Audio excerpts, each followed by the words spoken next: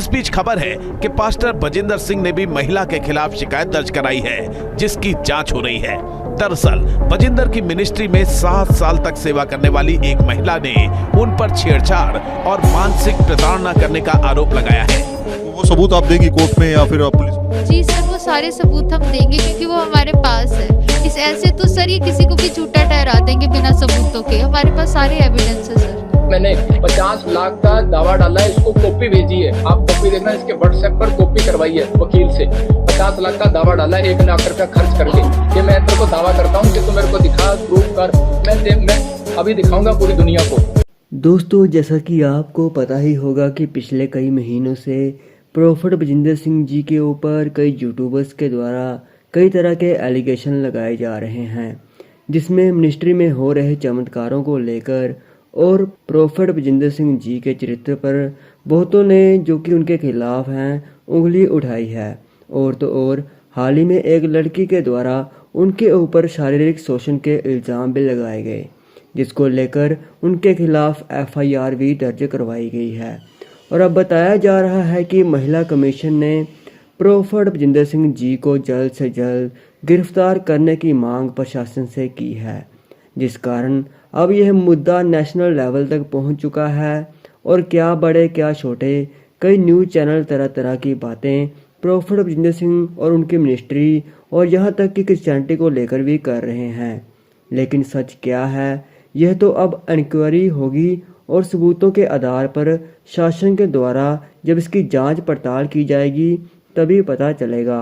और दोस्तों, मैं किसी के पक्ष में या फिर किसी के खिलाफ में वीडियो बनाने के लिए या किसी का न्याय करने के लिए आपके सामने यह वीडियो को लेकर नहीं आया हूं, बल्कि मैं आपको यह बताना चाहता हूं कि बताया जा रहा है कि पुलिस प्रॉफिट बजिंदर सिंह जी को 1-2 दिन में हिरासत में ले सकती है।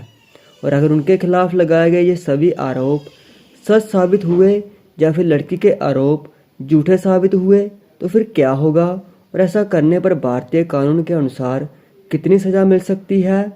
तो दोस्तों, अगर उस लड़की के द्वारा यौन शोषण या फिर छेड़छाड़ और मारने की धमकियां देने के आरोप सच साबित होते हैं तो IPC की धारा 354 के तहत अगर कोई इंसान किसी भी लड़की या महिला को तंग करके उसे ज़बरदस्ती छूने या फिर छेड़छाड़ करता है तो उसे 5 साल तक की सज़ा और जुर्माना हो सकता है।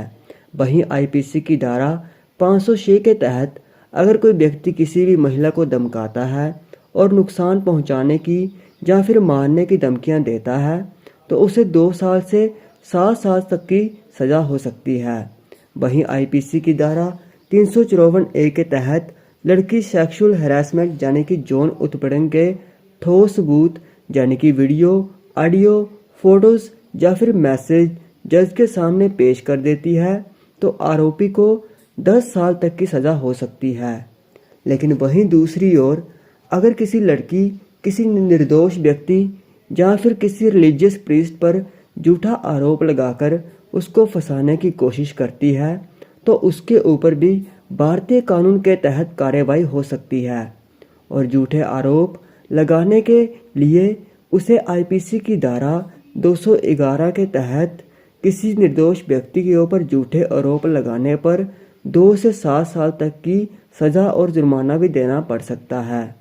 वहीं IPC की धारा 182 के तहत पुलिस को अगर कोई व्यक्ति झूठी शिकायत दर्ज करवाता है जिससे किसी निर्दोष को परेशान किया जाए तो उसे 6 महीने की जेल या जुर्माना या दोनों हो सकता है।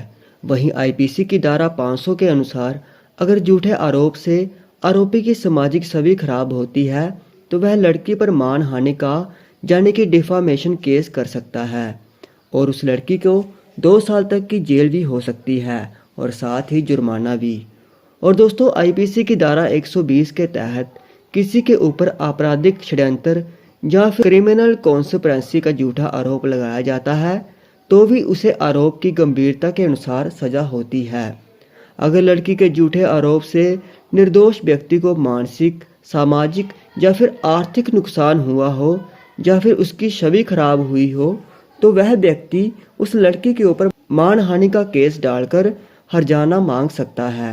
तो दोस्तों, अब असली सच्चाई क्या है यह तो परमेश्वर ही अच्छे से जानते हैं, लेकिन परमेश्वर का वचन कहता है सत्य हमेशा बना रहता है, जबकि झूठ तो पल भर का होता है, जो कि नीति वचन 12 की 19 में है। बाकी दोस्तों, एक ना एक दिन सारा सच सामने आ ही जाएगा, और मैं आपसे यही कहूँगा कि आपको इस सब को लेकर प्रार्थना करनी है, क्योंकि जिस तरह से बड़े बड़े न्यूज़ चैनल्स के द्वारा इस मुद्दे के साथ साथ क्रिश्चियनिटी को और पंजाब को टारगेट किया जा रहा है, इसे देखकर मुझे बिल्कुल भी अच्छा नहीं लगा, क्योंकि पिछले कुछ समय से पहले ही प्रभु यीशु मसीह के नाम का सोशल मीडिया के ऊपर बहुत मजाक उड़ाया जा चुका है। इसलिए हम चाहते हैं कि जल्द से जल्द परमेश्वर सच को सबके सामने उजागर करें और सच्चाई की ही जीत हो। लेकिन आप कमेंट्स में किसी के भी बारे में गलत ना बोलें, क्योंकि न्याय करना हमारा काम नहीं है, यह परमेश्वर का काम है, और खुद सच सामने आ ही जाएगा। हमें तो खुद को परमेश्वर के और करीब लेकर जाना है, उसके प्यार से, उसकी शांति से, आनंद से अपने आप को और अधिक भरना है। और दोस्तों, हम तो यही चाहेंगे कि सच्चाई की ही जीत हो। बाकी दोस्तों, आपकी इसको लेकर क्या राय है, आप हमें कमेंट सेक्शन में ज़रूर बताएं। परमेश्वर आप सभी को आशीष दे। हाँ जी, सारे जय मसीह दी। आ वीडियो देखो पहलों, फिर ਆਪਾਂ ਕਰਦੇ ਆਂ ਗੱਲ। ਪ੍ਰੋਫਟ ਬਜਿੰਦਰ ਚੀਜ਼ਾਂ ਕਰਦੇ ਆ ਉੱਥੇ, ਉਹ ਸਾਰੀਆਂ ਫੇਕ ਹੁੰਦੀਆਂ ਆ, ਪ੍ਰੀ ਪਲਾਨਡ ਹੁੰਦੀਆਂ ਆ, ਫੇਕ ਚੀਜ਼ਾਂ ਕਰਦੇ ਆ। ਫਿਰ ਸਰ ਉੱਥੇ ਕੁੜੀਆਂ ਦੇ ਨਾਲ ਗਲਤ ਹੋਣਾ, ਕੁੜੀਆਂ ਦਾ ਸਰ ਪਤਾ ਹੀ ਨਹੀਂ। ਕਈ ਪੇਰੈਂਟਸ ਏਦਾਂ ਦੇ ਹੈਗੇ ਸਰ, ਮੇਰੇ ਉੱਥੇ ਰਹਿੰਦੇ, ਮੈਨੂੰ ਪਤਾ ਲੱਗਾ ਕਿ ਜਿਨ੍ਹਾਂ ਦੇ ਬੱਚੇ ਮਿਲੇ ਹੀ ਨਹੀਂ, ਨਾ ਮੁੰਡੇ ਨਾ ਕੁੜੀਆਂ। फिजिकल एक्सप्लॉयटेशन है उत्थे? ਬਹੁਤ ਜ਼ਿਆਦਾ ਸਰ, ਬਹੁਤ ਜ਼ਿਆਦਾ। ਕੁੜੀਆਂ ਨੂੰ ਜੀਬੀ ਰੋਡ ਤੇ ਵੇਚ ਦੇਣਾ। ਤੁਸੀਂ ਵੀ ਸ਼ਿਕਾਰ ਹੋਏ ਹੋ ਉਸ ਚੀਜ਼ ਦਾ? ਸਰ ਮੈਨੂੰ ਉਹਨਾਂ ਨੇ ਬੈਡ ਟੱਚ ਕਰਦੇ ਸੀ, ਪਰ ਮੈਂ ਇੰਨਾ ਸੀਗਾ ਕਿ ਮੈਨੂੰ ਉਸੇ ਟਾਈਮ ਪੈਨਿਕ ਅਟੈਕ ਆ ਜਾਂਦੇ ਸੀ। ਇਹ ਤੁਸੀਂ ਦੇਖ ਲਈ ਹੈ, ਤੇ ਮੁੱਦਾ ਵੀ ਤੁਹਾਨੂੰ ਸਾਰਿਆਂ ਨੂੰ ਪਤਾ ਹੀ ਹੈ। ਬੀਤੇ ਦਿਨਾਂ ਦੇ ਵਿੱਚ ਇਹ ਮੁੱਦਾ ਬਹੁਤ ਭਖਿਆ ਹੋਇਆ ਆ ਬਜਿੰਦਰ ਸਿੰਘ ਦਾ। ਮੈਨੂੰ ਇੱਕ ਚੀਜ਼ ਦੀ ਸਮਝ ਨਹੀਂ ਆਉਂਦੀ, ਜਦੋਂ ਕੋਈ ਬਾਈਬਲ ਦੇ ਪ੍ਰਤੀ ਗਲਤ ਪ੍ਰਚਾਰ ਕਰ ਦੇਵੇ, ਉਦੋਂ ਐਸੋਸੀਏਸ਼ਨਾਂ, ਪਾਸਟਰ, ਚਰਚਾਂ, ਪ੍ਰਧਾਨ ਇਕੱਠੇ ਹੋ ਕੇ ਧਰਨੇ ਲਾ ਲੈਂਦੇ ਬੜੀ ਜਲਦੀ। ਜਦੋਂ ਕੋਈ ਬਾਈਬਲ ਦਾ ਕੇਕ ਬਣਾ ਕੇ ਕੱਟ ਦੇਵੇ, ਉਦੋਂ ਪਾਦਰੀਆਂ ਨੂੰ ਬੜੀ ਕੀ ਕਹੀਏ ਉਹਨੂੰ, ਪੰਜਾਬੀ 'ਚ ਕਹਿੰਦੇ ਅੱਗ ਲੱਗਦੀ ਵੀ ਐਂ ਕਰਤਾ, ਜਿਉਂ ਕਰਤਾ, ਫਲਾਣਾ ਕਰਤਾ, ਬੇਅਦਬੀ ਹੋ ਗਈ, ਬੇਅਦਬੀ ਹੋ ਗਈ, ਬੇਅਦਬੀ ਹੋ ਗਈ। ਆ ਹੁਣ ਸ਼ਰੇਆਮ ਸਾਰਾ ਕੁਝ ਹੁੰਦਾ, ਹੁਣ ਨਹੀਂ ਹੁੰਦੀ ਬੇਅਦਬੀ। ਮੈਨੂੰ ਇਹ ਨਹੀਂ ਸਮਝ ਆਉਂਦੀ ਹੈਗੀ ਵੀ ਸਾਡੇ ਪੰਜਾਬ ਦੇ ਪਾਸਟਰ ਬੋਲਦੇ ਕਿਉਂ ਨਹੀਂ ਪਏ। ਹੁਣ ਬੜੇ ਪਾਦਰੀਆਂ ਨੇ ਕਹਿਣਾ ਜੀ ਇਹ ਤਾਂ ਪ੍ਰਭੂ ਦਾ ਮਾਮਲਾ ਹੈ, ਪ੍ਰਭੂ ਆਪ ਹੀ ਦੇਖੂਗਾ, ਪ੍ਰਭੂ ਆਪ ਹੀ ਨਿਆਂ ਕਰੂਗਾ। ਹਾਂ ਯਾਰ, ਪ੍ਰਭੂ ਨਿਆਂ ਕਰੂਗਾ।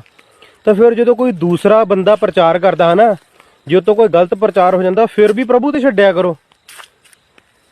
ਫਿਰ ਤੁਸੀਂ ਧਰਨੇ ਕਿਉਂ ਲਾਉਂਦੇ ਆ?